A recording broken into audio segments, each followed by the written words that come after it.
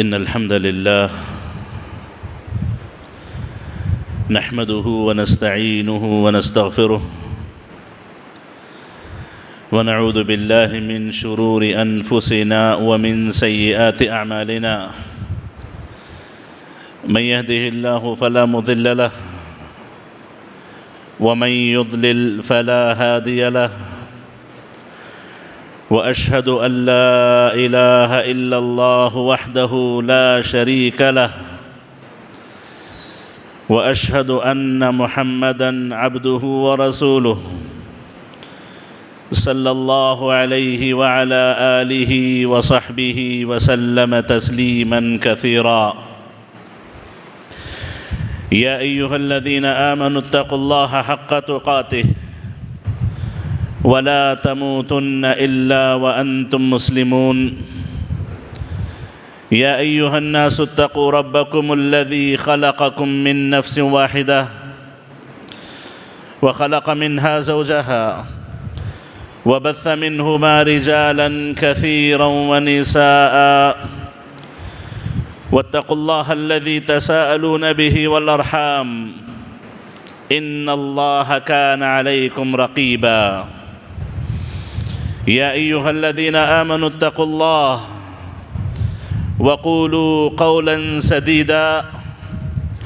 يصلح لكم أعمالكم ويغفر لكم ذنوبكم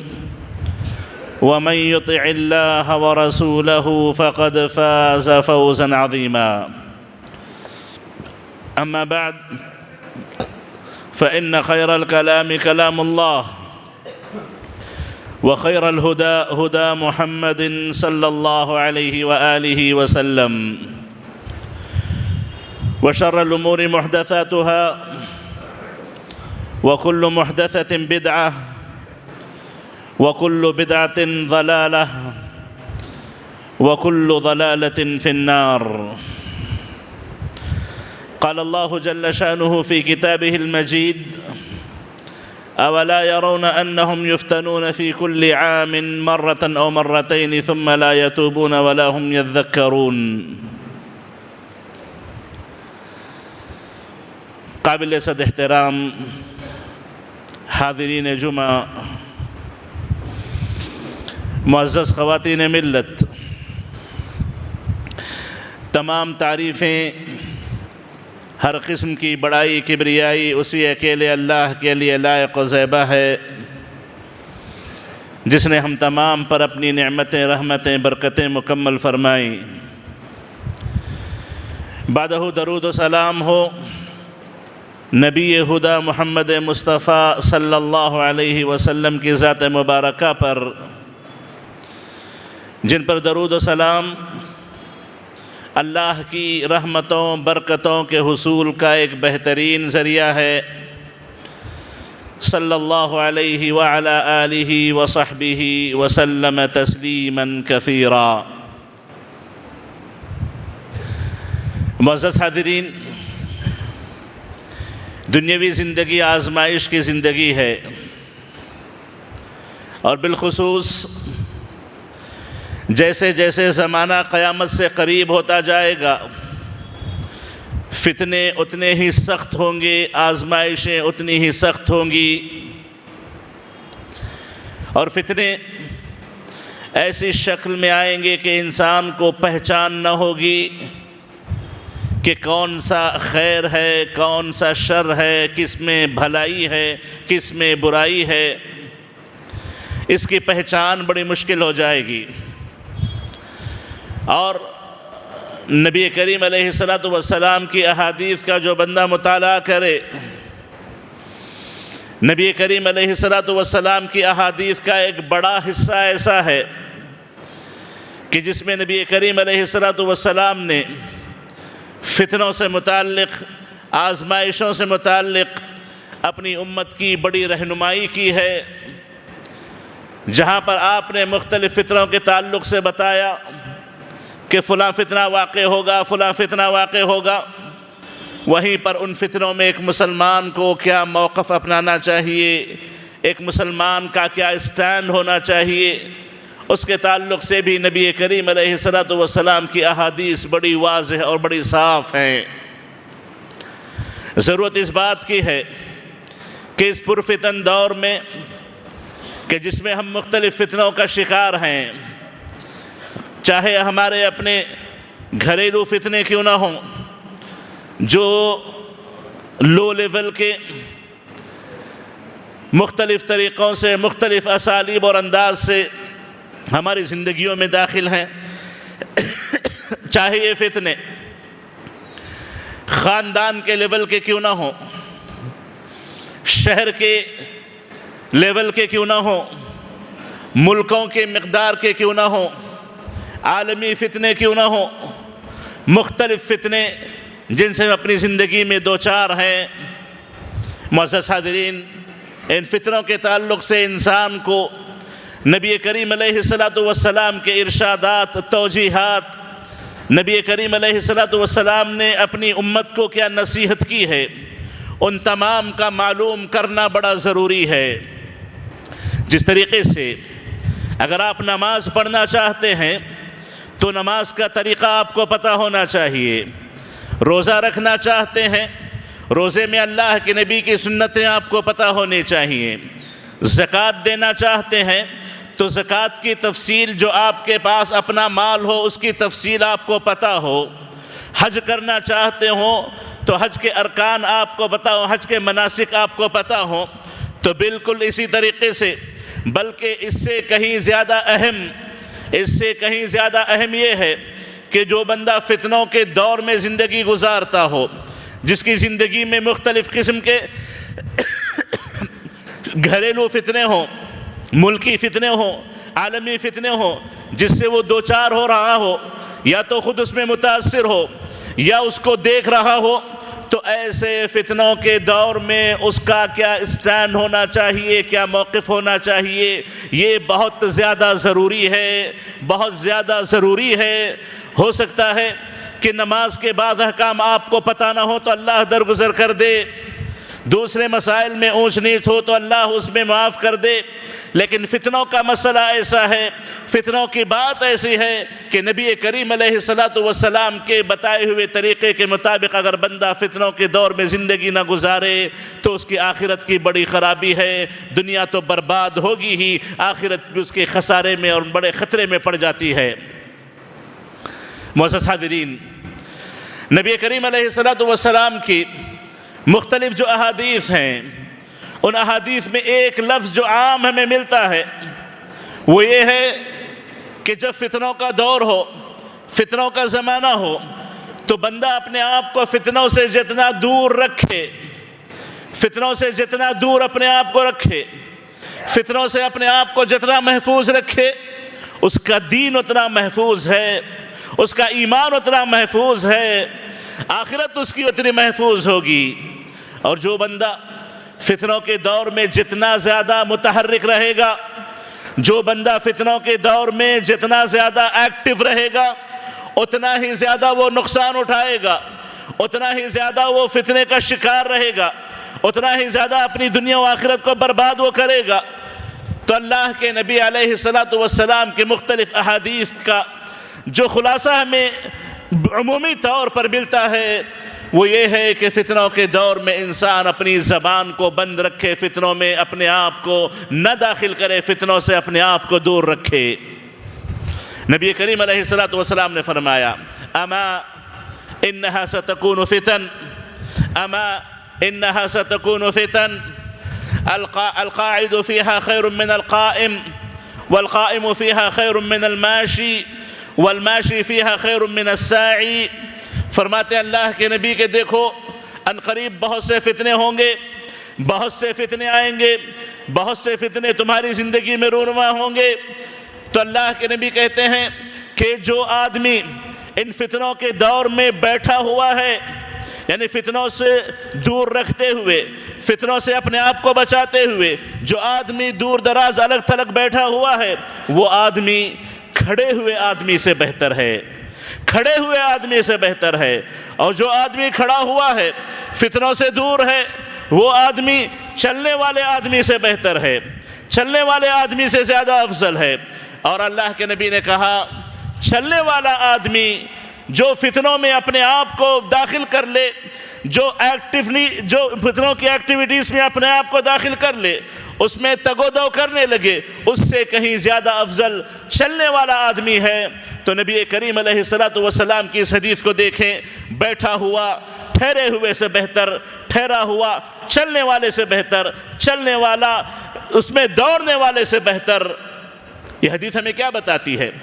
یہ حدیث ہمیں کیا بتاتی ہے کہ جتنا فتنوں میں انسان اپنے آپ کو خاموش رکھے گا، دور رکھے گا، اپنی زبان کی حفاظت کرے گا، اپنے ایمان کی حفاظت کرے گا، اپنے آپ کی حفاظت کرے گا، فتنوں سے اپنے آپ کو محفوظ رکھے گا، وہ اتنا ہی زیادہ افضل ہوگا، وہ اتنا ہی زیادہ بہتر ہوگا، اس کا دین اتنا ہی محفوظ ہوگا۔ اور جو آدمی ان فتنوں میں اپنے آپ کو داخل کر لے،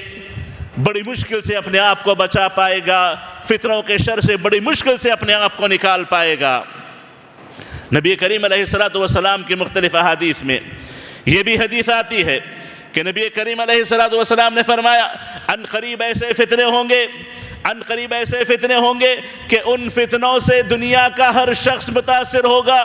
ہر گھر متاثر ہوگا۔ اللہ کے نبی علیہ السلام کے الفاظ ہیں اِلَّا لَطَمَتْهُ اللَّطْمَةُ، یہ فتنے ہر انسان کو تھپڑ ماریں گے، ہر انسان کو تھپڑ لگے گی، یعنی دنیا کے تمام لوگ ان فتنوں سے متاثر ہو کے رہیں گے۔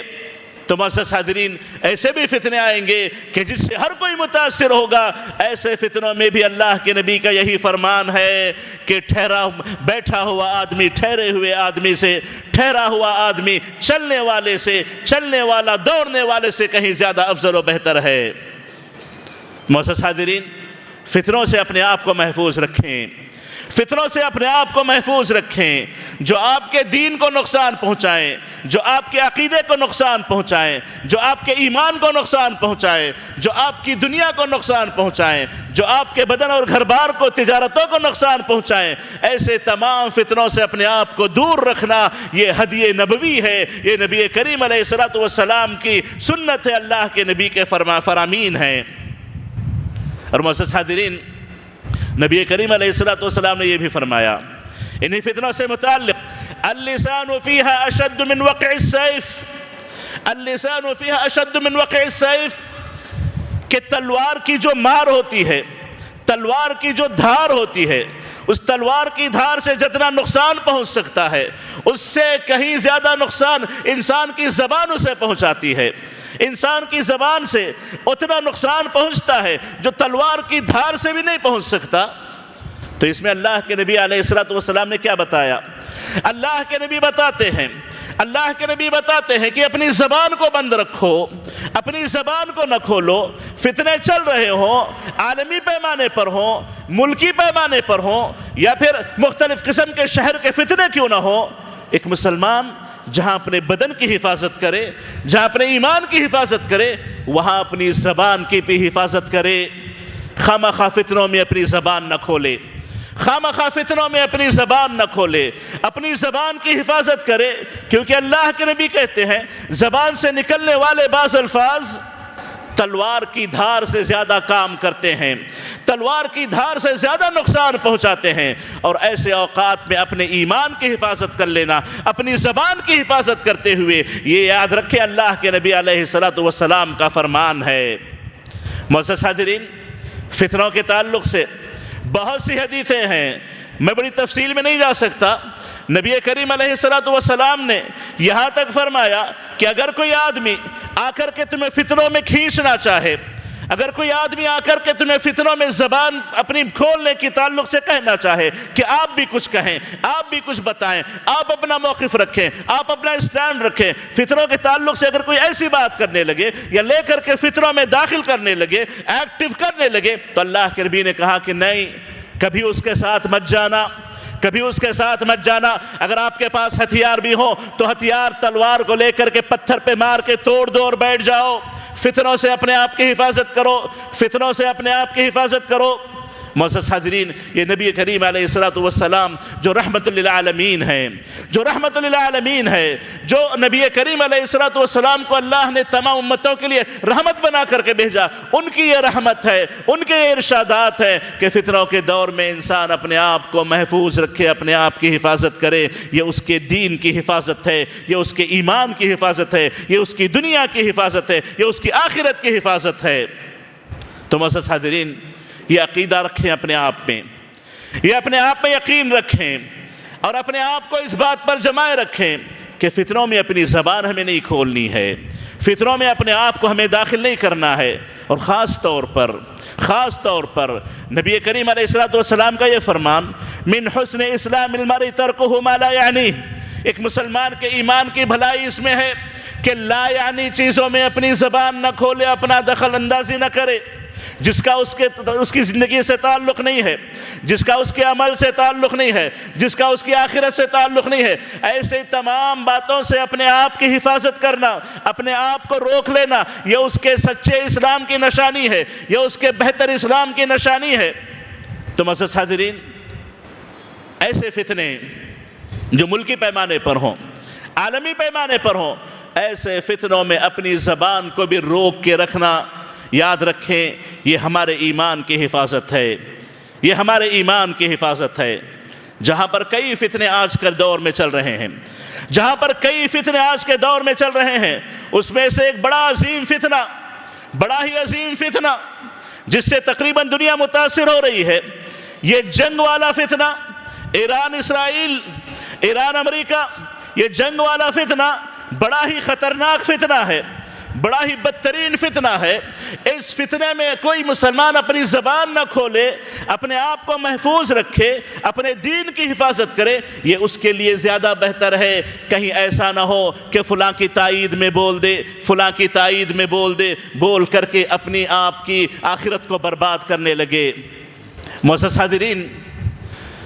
حاضرین، یاد رکھیں کہ فتنوں کے دور میں اپنے دین کی حفاظت، اپنے بچوں کی حفاظت، اپنے آپ کی حفاظت، یہ ہر انسان سے مطلوب ہے۔ فرمایا اللہ تعالیٰ نے، یا ایھا الذین آمنوا علیکم انفسکم، اے ایمان والو اپنی حفاظت کرو، اپنی فکر کرو،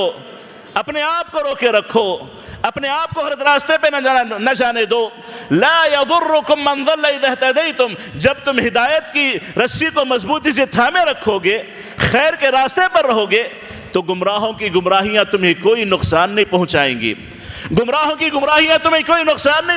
گی۔ تو معزز حاضرین، ایسے فتنوں میں اپنے دین کی حفاظت، اپنی زبان کی حفاظت، اپنے ایمان کی حفاظت، اپنے گھر بار کی حفاظت، یہ ہمارا اولین فریضہ ہے۔ اس کے بجائے وہ زبان جس کے تعلق سے اللہ کے نبی علیہ الصلوۃ والسلام نے فرمایا کہ جہنم میں لے جانے والی سب سے زیادہ زبانی ہوتی ہے، جہنمیوں کی اکثریت جو جہنم میں جائے گی زبان کی وجہ سے جائے گی۔ اللہ کے نبی نے فرمایا کہ ان فتنوں میں زبان تلوار کی دھار سے زیادہ کام کرتی ہے، اور معزز حاضرین، کبھی تلوار کی دھار اپنے پہ آ جاتی ہے، کبھی تلوار کی دھار کسی مظلوم پہ چلے جاتی ہے، کبھی تلوار کے زخم کسی اور کو لگ جاتے ہیں۔ تو اپنے آپ کی حفاظت کریں، دوسروں کی حفاظت کریں، ایسے فتنوں میں اپنی زبان نہ کھولیں۔ معزز حاضرین، اسرائیل، یہودیوں کے عقائد، یہودیوں کے اعمال، یہودیوں کا ظلم اور یہودیوں کی مذمت جو قرآن میں اللہ نے کی ہے، یہودیوں کے صفات جو اللہ نے قرآن میں بیان کیے ہیں، یہ ہر مسلمان پر واضح ہونے چاہیے۔ کئی مسلمان جانتے ہیں، ان پڑھ مسلمانوں کو بھی کافی حد تک پتا ہے، اکا دکا ہو سکتا دھوکے کا شکار ہوں، لیکن اللہ نے واضح طور پہ کہہ دیا، لَتَجِدَنَّ أَشَدَّ النَّاسِ عَدَاوَةً لِلَّذِينَ آمَنُوا الْيَهُودِ، مومنوں کے سب سے سخت ترین دشمن اگر کوئی ہے تو یہودی ہیں۔ یہ یہودی سب سے بدترین دشمن ہیں، سب سے سخت ترین دشمن ہیں، جن کے تعلق سے اللہ نے قرآن میں کتنے مذمتی بیانات بیان کیے ہیں، کتنی مذمتی ان کے تعلق سے صفات بیان کی ہیں۔ یہ وہ یہود ہیں جو کہتے ہیں کہ اللہ تعالیٰ کے ہاتھ بندھے ہوئے ہیں، یہ وہ یہود ہیں جو کہتے ہیں کہ اللہ تعالیٰ فقیر ہے، ہم مالدار ہیں، یہ وہ یہود ہیں جنہوں نے انبیاء کو قتل کیا۔ معزز حاضرین، ان یہود کی ظلم کی بڑی داستان ہے، اور جتنے آج زندہ ہیں انہوں نے فلسطین پر ظلم کو دیکھا ہے، فلسطین پر ظلم کو دیکھا ہے، فلسطین کے بچوں کو کٹتے ہوئے دیکھا ہے۔ یہ یہودیوں کا ظلم ہے جس سے تاریخ پوری بھری پڑی ہے۔ معزز حاضرین، اس مسئلے میں یہودیوں کی تائید کی کوئی بات ہی نہیں ہوگی، یہودیوں کی تائید تو ہو ہی نہیں سکتی۔ انسان اپنی زبان کو بند رکھے، یہ اس کے لیے بہتر ہے، یہ اس کے لیے بھلا ہے۔ معزز حاضرین، سب سے بہترین عمل جو ان فتنوں میں کرنے کا ہے، اپنی حفاظت کے بعد اللہ سے دعا کریں، اللہ سے دعا کرتے رہیں، اللہ سے مانگتے رہیں کہ اللہ ہماری فتنوں سے حفاظت کرے، مسلمانوں کی فتنوں سے حفاظت کرے، امت مسلمہ کی حفاظت کرتا رہے، اور اسی طریقے سے اللہ تعالیٰ امت مسلمہ کو ان فتنوں سے نکال لائے، ان کے شر سے امت مسلمہ کی حفاظت کرے۔ یہ ایک مسلمان کی دعائیں ہونی چاہیے۔ اور معزز حاضرین، اسی طریقے سے ایران جس کا یہ مسئلہ چل رہا ہے، جس کا اسرائیلیوں کے ساتھ، امریکہ کے لوگوں کے ساتھ، امریکہ کے ساتھ جو مسائل چل رہے ہیں، معزز حاضرین، بہتر ہے کہ اپنی زبان کو بند رکھیں، بہتر ہے اپنی زبان کو بند رکھیں، نہ ان کی تائید میں بولیں نہ ان کی تائید میں بولیں، نہ ان کے تعلق سے بولیں نہ ان کے تعلق سے بولیں۔ اپنی زبان کی حفاظت کریں، اپنے ایمان کی حفاظت کریں، اپنے عقیدے کی حفاظت کریں، ظاہری طور پر دھوکے میں نہ آ جائیں کہ لمبی لمبی داڑیاں، بڑے بڑے جھبے، بڑے بڑے دعوے، بڑی بڑی باتیں، بڑی بڑی ڈینگیں، بڑی بڑی دھمکیاں، یہ ہمیں دھوکے میں نہ ڈال دیں، دھوکے میں نہ ڈال دیں۔ آنکھ کھول کے زندگی گزاریں، اپنے عقل و ہوش و حواس کے ساتھ زندگی گزاریں۔ معزز حاضرین، آپ لوگ جانتے ہیں کہ مسلمانوں کے درمیان اہل السنہ اور شیعہ آپس میں دو فرقے ہیں۔ شیعہ کے عقائد کے تعلق سے اکثر اہل سنت کو نہیں پتہ کہ ان کے عقائد کیا ہیں، وہ اپنے عقیدے کیا رکھتے ہیں، ان کے عقیدوں میں کیا کیا خرابیاں ہیں، ہمیں نہیں پتہ، ہم نہیں جانتے ہیں، ظاہری طور پر تائید میں چلے جاتے ہیں۔ معزز حاضرین، اپنے ایمان کی حفاظت کریں، اپنے دین کی حفاظت کریں، یہ زیادہ بہتر ہے بجائے اس کے کہ فلاں اور فلاں کی تائید میں بولیں۔ میں کچھ باتیں آپ کے سامنے رکھوں گا، ہم اہل السنہ والجماعہ اس بات کا عقیدہ رکھتے ہیں، یہ بات ہم مانتے ہیں کہ اللہ تعالیٰ نے اپنے نبی کے صحبت کے لیے جن بندوں کو اختیار کیا وہ دنیا کی افضل ترین مخلوق ہیں۔ صحابہ کرام جن کا نام آتے ہی زبان سے رضی اللہ عنہ کے الفاظ نکل پڑتے ہیں، جن کا نام آتے ہی ایک مسلمان اپنے دل میں ایک عجیب قسم کی محبت محسوس کرتا ہے، صحابہ کا نام سنتے ہی دلوں میں خوشی آ جاتی ہے، دلوں میں ایک جذبہ، ایمانی جذبہ پیدا ہو جاتا ہے۔ یہ اہل السنہ والجماعہ ہمارا عقیدہ ہے کہ انبیاء کے بعد سب سے افضل ترین انسان اس دنیا میں کے گزرے ہیں تو یہ صحابہ کرام ہیں، جن کی تعریف اللہ نے قرآن مجید میں کئی صفحات میں کی ہے، جن کی تعریف اللہ کے نبی علیہ السلام نے بے شمار حدیثوں میں کی ہے، جن کے تعلق سے اللہ نے قرآن مجید میں کہہ دیا کہ وہ اللہ سے راضی ہے، اللہ ان سے راضی ہے، اور جن سے اللہ نے اسی دنیا میں ان کی زندگیوں میں جنتوں کے وعدے کر لیے۔ ان صحابہ کے تعلق سے زبان کھولنا ہم بہت بڑا گناہ تصور کرتے ہیں، ہمارے نزدیک صحابہ پر طعن کرنا بہت بڑا گناہ ہے، بدنصیبی ہے، محرومی ہے، بلکہ ان پر طعن کرنا، ان پر زبان کھولنا ایک مسلمان کو اسلام کے دائرے سے خارج کر دیتا ہے۔ تو جو فرقہ یہ کہے کہ اللہ کے نبی کے بعد تمام صحابہ مرتد ہو گئے، 1,00,000 سے زیادہ صحابہ، 1,00,000 سے زیادہ صحابہ مرتد ہو گئے، کیا معنی ہے اس کا؟ اللہ کے نبی اپنی تربیت میں ناکام رہے، اللہ کے نبی اپنی تربیت میں ناکام رہے، آپ کا ادھر انتقال ہوا، سب کے سب مرتد ہو گئے، یہ کیا بات ہوئی؟ ہم تو اللہ کے نبی کو وہ مانتے ہیں کہ اللہ کے نبی علیہ السلام کو اللہ نے وہ مقام دیا ہے کہ اپنے کلمے میں اپنا نام اس کے ساتھ جوڑا، لا الہ الا اللہ محمد رسول اللہ۔ جب اذان میں اللہ کا کلام، اللہ کا نام بلند ہوتا ہے، تب اللہ نے اپنے نبی کا نام اپنے نام کے ساتھ جوڑا، اشہد ان لا الہ الا اللہ، اشہد ان محمد رسول اللہ۔ کیا بات ہے کہ اللہ کے نبی کے صحابہ مرتد ہو گئے، اللہ کے نبی کے ساتھی مرتد ہو گئے۔ اگر آپ کسی پر طعن کرنا چاہتے ہو، اگر آپ کسی پر انگلی اٹھانا چاہتے ہو تو آس پاس کے لوگوں کو برا بول دو، اس کے برا ہونے کے لیے وہی کافی ہے۔ آپ کسی کو برا بلا کہنا چاہتے ہو، کہہ دو کہ اس کے ساتھ اٹھنے بیٹھنے والے سب برے لوگ ہیں، وہ اچھا نہیں رہے گا، وہ اچھا نہیں بچے گا۔ معزز حاضرین، جو فرقہ یہ کہے کہ صحابہ مرتد ہو گئے، لا الہ الا اللہ۔ اور اسی طریقے سے معزز حاضرین، ابو بکر و عمر رضی اللہ تعالی عنہما، جس کے تعلق سے اللہ کے نبی کی بے شمار احادیث ہیں، کہتے ہیں کہ میں ابو بکر عمر آئے، میں ابو بکر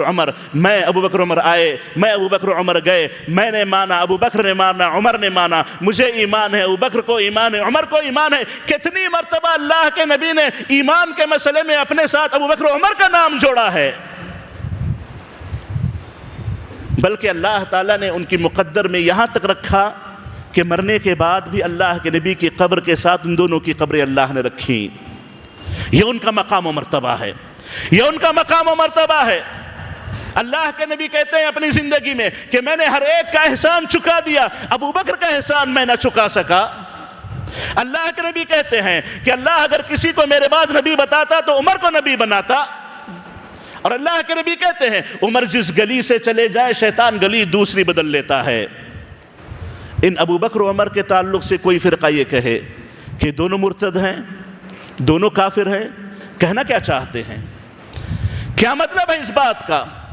کیا مقصد ہے اس بات کا؟ ابو بکر کو عمر کو گرا کر کے اللہ کے نبی کی ذات کو گرانا چاہتے ہیں؟ نعوذ باللہ، ابو بکر و عمر انبیاء کے بعد سب سے افضل ترین انسان ہیں۔ یہ ہمارا عقیدہ ہے، یہ اہل سنہ والجماعہ کا عقیدہ ہے۔ اور معزز حاضرین، اللہ کے نبی علیہ السلام سے پوچھا گیا سب سے آپ کے چہیتے کون ہیں، آپ کے سب سے محبوب کون ہیں؟ کہنے لگے میری بیوی عائشہ، بہت چاہتا ہوں میں اس کو، بہت چاہتا ہوں میں اس کو، میری محبوب ہے، میری محبوبہ ہے، بہت زیادہ محبت ہے مجھے اس سے۔ پوچھنے والے نے کہا کہ نہیں، مردوں میں کسے زیادہ آپ چاہتے ہیں؟ تو کہنے لگے اس کے والد ابو بکر کو سب سے زیادہ چاہتا ہوں، اس کے والد ابو بکر کو سب سے زیادہ میں چاہتا ہوں۔ معزز حاضرین، ہماری ماں عائشہ صدیقہ رضی اللہ تعالی عنہ، ہماری ماں عائشہ صدیقہ رضی اللہ تعالی عنہ، جس کی تعریف میں، جن کی پاکی میں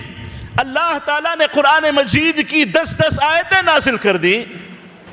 واقعے کی تفصیل میں نہ جاتے ہوئے، منافقوں نے اللہ کے نبی کی زندگی میں عائشہ صدیقہ رضی اللہ تعالیٰ عنہ پر ایک موقع پر الزام لگایا کہ نعوذ باللہ انہوں نے غلط کام کیا ہے۔ صفوان ابن معطل کا نام لیا کہ ان کے ساتھ ان کے غلط تعلقات ہیں۔ اللہ کے نبی پریشان ہو گئے، انسان تھے، کوئی ثبوت نہ تھا، کوئی ثبوت نہ تھا، پریشان ہو گئے۔ کئی دن تکلیف کے گزرے، عائشہ صدیقہ نے بڑی تکلیف سے زندگی گزاری، وہ دن بڑی تکلیف کے گزرے۔ کہتی ہیں کہ روتے روتے میری آنکھوں کے آنسو سوکھ گئے، اتنا میں روئی تھی۔ یہاں تک کہ اللہ کے نبی ایک دن آئے، کہنے لگے کہ عائشہ، اللہ کے نبی کو نہیں پتا، غیب نہیں جانتے تھے، اللہ کے نبی غیب نہیں جانتے تھے۔ مائی عائشہ صدیقہ کے پاس آ کر کہنے لگے اے عائشہ، اگر تم نے گناہ کیا ہو تو توبہ کر لو۔ عائشہ سٹ پٹا کے رہ گئی، ہماری ماں سٹ پٹا کے رہ گئی۔ اور اسی وقت اللہ تعالیٰ نے آسمان سے سورہ نور کی 10 آیتیں نازل کر دیں جو یہ بتاتی تھیں کہ جن جن لوگوں نے عائشہ پر زبان کھولی سب کے سب جھوٹے ہیں، سب کے سب مکار ہیں، سب کے سب دغاباز ہیں، سب کے سب بہتان لگانے والے ہیں۔ مائی عائشہ صدیقہ ہر الزام سے بری ہیں، ہر تہمت سے بری ہیں۔ یہ قرآن کہتا ہے، اس پر ایمان ہے۔ اگر کوئی فرقہ یہ کہے نعوذ باللہ، کوئی فرقہ یہ کہے نعوذ باللہ کہ مائی عائشہ صدیقہ نعوذ باللہ فاحشہ ہیں، اور یہ کہے کہ نعوذ باللہ ابو بکر جہنم جائیں گے، عمر جہنم جائیں گے، عائشہ جہنم جائیں گی، جن کے جنت کی گارنٹی اللہ نے دی ہو، جن کی تعریف اللہ نے ساتوں آسمانوں سے کی ہو، جن کی پاکی اللہ نے آسمانوں سے بیان کی ہو، اور کوئی فرقہ یہ کہے کہ نہیں وہ پاک نہیں ہیں، وہ جنتی نہیں ہیں، ابو بکر عمر جنت میں نہیں جائیں گے، دونوں مرتد ہو گئے، نعوذ باللہ، ایسے فرقے کی تائید کس ایمان سے، کس عقل سے انسان کر سکتا ہے؟ دھوکہ ہے، لا علمی ہے، ظاہر میں دھوکے میں پڑ گئے ہیں۔ معزز حاضرین، عقیدہ سب سے بنیادی چیز ہے، عقیدہ سب سے بنیادی چیز ہے۔ ہم یہ جانتے ہیں، یہ مانتے ہیں کہ اللہ کے علاوہ کسی اور سے مدد مانگنا ایسے معاملات میں جس میں اللہ صرف طاقت رکھتا ہو، اللہ کے ساتھ شرک کرنے کے برابر ہے۔ اللہ کے ساتھ شرک کرنے کے برابر ہے۔ یہ ہمارا ایمان ہے، ہمارا عقیدہ ہے۔ اور اگر کوئی یہ کہے کہ قبر والوں سے مانگنا جائز ہے، قبر والوں سے مانگو، جائز ہے مانگنا، کوئی حرج کی بات نہیں ہے، اور یہ تعلیل پیش کرے کہ اگر تم قبر والے کو اللہ سمجھ کے مانگتے ہو تو شرک ہوگا، اگر تم قبر والے کو اللہ نہیں سمجھتے ہو تو شرک نہیں ہے، اگر ایسی کوئی تعلیم دے، ایسا کوئی عقیدہ رکھے، تو یہ کون سا عقیدہ ہے؟ یہ تو شرکی عقیدہ ہے۔ جس عقیدے کو ختم کرنے کے لیے اللہ کے نبی آئے تھے، جس عقیدے کی انتہا کے لیے اللہ کے نبی آئے تھے، اسی عقیدے کو کوئی قبول کر لے، یہ کیسی بات ہے؟ معزز حاضرین، خالص عبادتیں اللہ کے لیے ہونی چاہیے، خالص عبادتیں اللہ کے لیے ہونی چاہیے۔ اللہ کے علاوہ ان مسائل میں جس کی طاقت سوائے اللہ کے کسی کو نہ ہو، اللہ کے علاوہ کسی اور کو پکارنا شرک ہے۔ اب یہ شوشہ لانا، یہ چور راستہ نکالنا کہ اللہ سمجھ کے مانگو تو شرک ہے، اللہ سمجھ کے نہ مانگو، کچھ اور سمجھ کے مانگ لو تو جائز ہے، یہ تو شرک کی پوری تھولی دعوت ہے۔ اب جو فرقہ یہ کہے، کھلے طور پر کہے کہ قبروں کی عبادتیں جائز ہیں، بس اللہ سمجھ کے نہ مانگو، تو ایسے فرقے کی کیا تائید ہوگی؟ ایسے فرقے کی کیا تائید ہوگی؟ معزز حاضرین، جیسا اللہ کے نبی نے کہا، اللہ کے نبی سچے ہیں، اللہ کے نبی کی نصیحت بڑی سچی ہے، اللہ کے نبی نے بڑی سچی بات کہی ہے، فتنوں کے دور میں زبان کو بند رکھو، فتنوں کے دور میں زبان کو بند رکھو، فتنوں سے اپنے آپ کو دور رکھو۔ معزز حاضرین، ایسے عظیم عالمی فتنوں میں اپنی زبان کو بند رکھنا، یہ ہمارے اسلام کی سلامتی ہے، یہ ہمارے ایمان کی سلامتی ہے، یہ ہمارے عقیدوں کی سلامتی ہے، اور انجانے میں جا کر کے کسی کی تائید کر دینا، کہیں آپ کو ان کے ساتھ شامل نہ کر دیا جائے، کہیں آپ کو انہی کے زمرے میں شمار نہ کر لیا جائے، کہیں قیامت کے دن آپ کو انہی کے ساتھ نہ اٹھا لیا جائے۔ ڈرے اس بات سے، اللہ کا خوف پیدا کریں، اور فتنوں کے مسائل میں اپنی زبان کو بند رکھیں، ایمان محفوظ رہے گا۔ اللہ تعالیٰ سے دعا ہے کہ اللہ تعالیٰ ان فتنوں کے دور میں ہماری حفاظت فرمائے، ہمارے ماں باپ کی، ہمارے اولاد کی، ہمارے نسلوں کی حفاظت فرمائے، آمین۔ اقول قولی ھذا واستغفر اللہ لی ولکم ولسائر المسلمین من کل ذنب فاستغفروہ انہ هو الغفور الرحیم۔